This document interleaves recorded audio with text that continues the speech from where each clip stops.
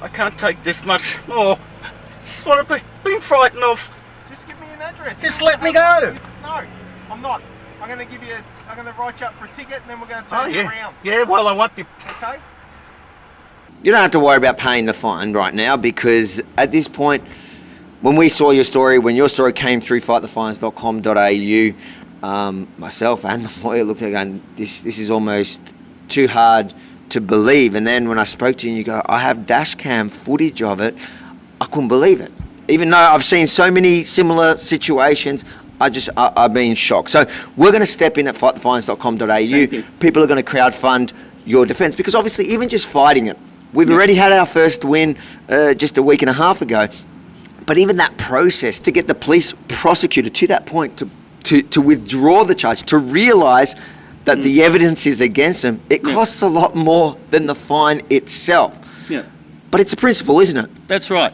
And really, the only evidence that this policeman had is that I was nervous.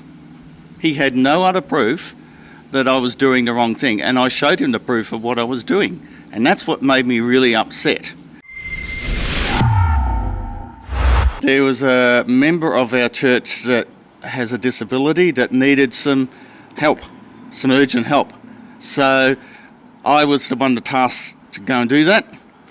So I thought, right, well, this is one of the 4 criteria for going down, which is caregiving. I drove up to the checkpoint and there was a whole line of police and ADF personnel, and the one that I come up to was an ADF personnel officer. And I wound the window down a little bit. How you going? Just going down to a church member, caregiving and practical help. You caregiving practical help? Yeah. Yes. See your license. I showed him my pastor's card, registered pastor, and he said, so why are you going down? I said, so I'm going down to help somebody out with an urgent task because they've got a disability. But he wouldn't believe me. You alright, mate? Okay. You alright? Sorry? Are you okay? You seem a bit anxious. Well, I'm frightened of all these police every time I come through here because of what I've been seeing in videos of people being dragged away, arrested. So they're not helping their thing by what they're doing to people. Get out of the car! Relax! Can you just please pull over the side? Why? Because the police need to talk to you real quick. Sorry, what? Just pull over to the side up here Why? so someone can come talk to you really quick. Why? Tell me why. You're acting very strange. I'm acting nervous because I've told you why. And I've just showed you why I'm doing it.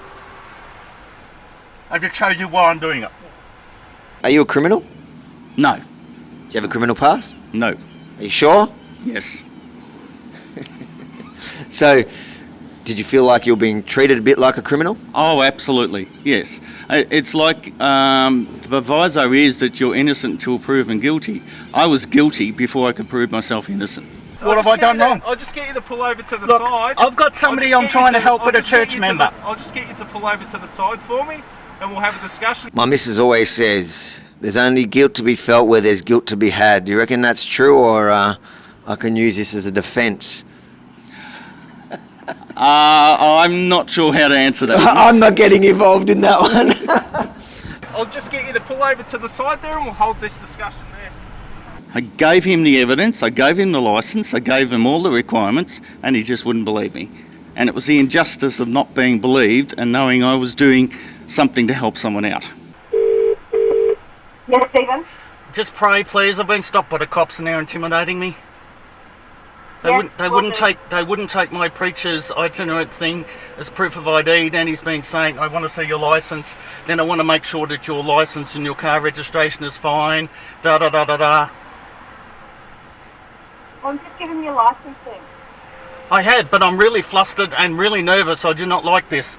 And the police said, well, what's the name and address of the person?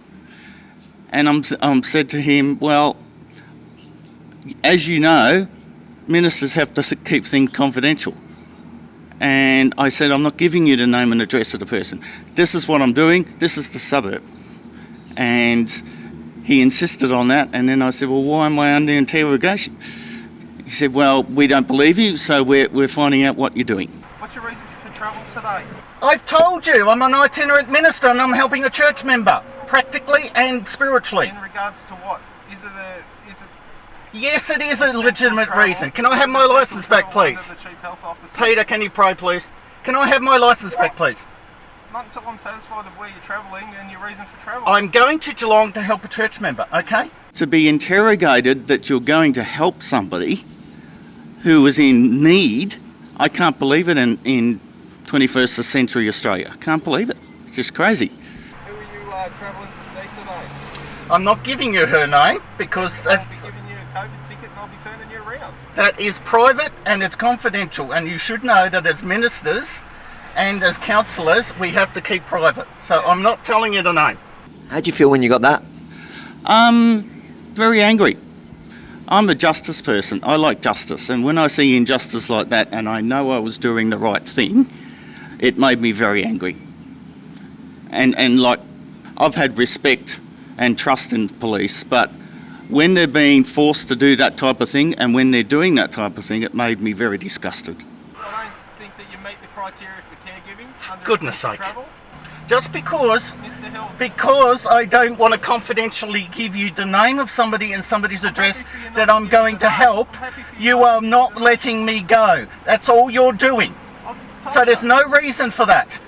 I'm not a criminal, I've told you that. What did you tell the person you were going to care give? Well, I rung them up and said, look, the police have stopped me. I can't go down because they've stopped me. I'll have to come back another day. And how'd they feel about that? They were very distressed that I was distressed and that what had happened had happened. They were very upset. Thank you so much That's all for right. telling us No problem. the story. I think a lot of people will learn a lot from what you've told us there today. Yeah, and the stories of people are very important, and lots of people have got lots of stories in Victoria, the ones who have really felt the injustice of lockdown and things like that, and where I think 500 plus people have suicided. And that's really, really sad. And our freedoms are important, so we need to tell the stories. If you love this idea to fight the fines down under as much as I do, make sure to hit the like button below and share the video far and wide, because you never know who on your friends or family list can benefit from this campaign or able to help us help others. Again, fightthefines.com.au.